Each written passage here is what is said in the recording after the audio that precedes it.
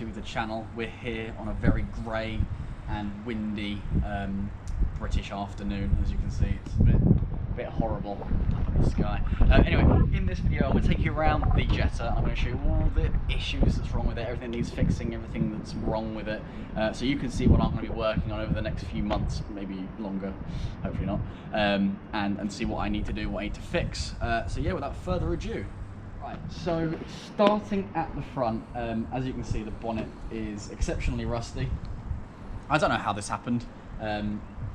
It's just sort of gone like this over the past few years by the seams of things. It's like an old Mercedes van, really. But yeah, there's that. The bonnet latch doesn't work.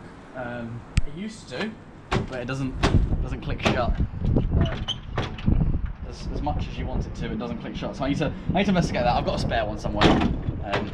But yeah, that doesn't shut. What else? As you come around here, you can see that there's trim missing, trim that's been covered up with tape. I don't dare look under these arches because I don't want to know what I'm going to find. There's more like rust spots everywhere. The paint's obviously very dull and horrible. With this door, it looks like someone's carved a wave into it, just there. I don't know why, but that's great. This door is incredibly difficult to open. There we go. But surprisingly, in here, it's not that rusty. It's well, it doesn't feel too rusty to me. It's just very dull paint. Moving around to the back, well, where to start? First of all, the badge is held on with a cable tie, and you can just twist it, and paint comes off. It's all rusty along here. I feel like someone has welded it before. I'll open up the boot in a second. These two screws that hold on the number plate, rusty, can't get them out. The bolts that hold on the number plate lights, rusty, can't get them out. The spoiler's got a nice bend to it, although I won't be getting rid of this because I absolutely love it. Looking inside, that's snapped there. Ugh. Boot's full of shit. You can see a horrible patch of welding that it's had before on the rear turret. So I need to go through this entirely and fix it. Pretty grim, so yeah. At least it locks. The exhaust has a blow in it, rusty, standard. Moving around, this door does not open. With all your might, you cannot get this door open. It's also got a nice dent in it, which is horrible. I will say, under the arches, it does look like, other than a bit of rust, someone has sprayed it with anti-rust primer before, so maybe not the worst thing in the world. Underneath the rear seats, really bad rust, needs welding there. That's definitely on the list to do. Probably not by me, probably by a company, because I can't weld, although I'd love to learn how to. This door, also more horribleness and difficulty to open. Oh, I went open from the inside. There we go. So at the bottom, this door is completely like coming away. Yeah, a bit of car. Horrible. And we're gonna need a new. There we go. Look at that. Ugh. Bit of rust for the camera. I could sell that. So yeah. The body's not the best. It needs a clean up. I'm going to try and do as much of it as I can. Just like, for example, the windscreen here. This is rusty between the bung and the seal, and this horrible dent here. I don't dare take this away because I don't know how much rust is hiding around underneath it. Someone snapped the aerial off. It's not great. Right, so moving on to the interior. It's not that bad in here. It's actually quite complete. Obviously there's no radio and there's no speakers, but in my part stash I picked up some old, what are they, Alpine speakers. There we go. So they'll be going in and hopefully working.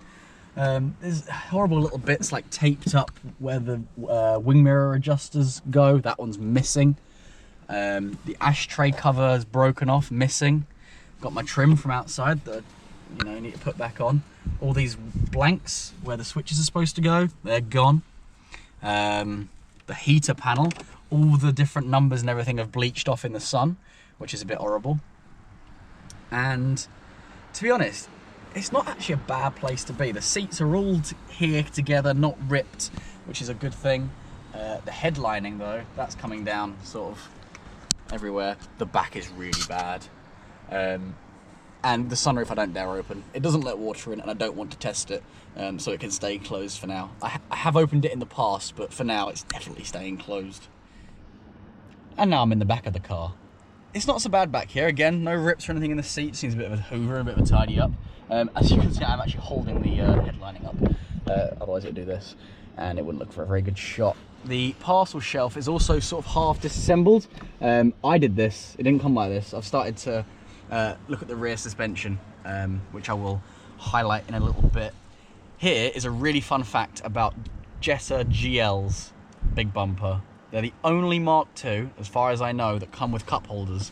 And they're here, and they're tiny. Can you imagine being an executive in 1991 Britain, being driven around in your Jetta with cup holders in the back? Absolute luxury. Even a space for your tablet. It didn't exist yet. And now moving underneath the bonnet of the Jetta. 1.8 8-valve carbed engine. Everyone says it's the GTI engine, just with a carb rather than injection. But under here it's a bit of a mess, but it's really not that bad. It starts, it runs, I'll show you guys in a second. Obviously there's like tape holding the scuttle together, which is pretty grim. It's all just like very dated in here and like a bit rusty. This wibbles more than it should. But, you know, all the fluids stay topped up. I have done an oil change on it and I've actually changed the coolant as well. It is dripping coolant very slightly. I need to investigate that. But it does run and drive. Power steering works absolutely fine. You know, sprayers work absolutely fine. It's got quite a good heart to it, really. There's not much missing and it's not really that rusty under here. I've looked under the battery, that's fine. Excuse that car going past, that was a Zafira GSI, how horrible. But yeah, it's got this weird aftermarket immobilizer alarm system down here. It says Quantum on it, and if anyone knows anything about this brand, and if I can just remove it, like, I don't have an immobilizer for it, I don't have a second key or something, it's just there, and I don't know if I can rip it out or not. I'd like to, but I don't want to break the car, really. But yeah, I'll start it for you. Right, let's see if she starts. Choke is in at the moment because I reversed out the garage a moment ago. Look at that.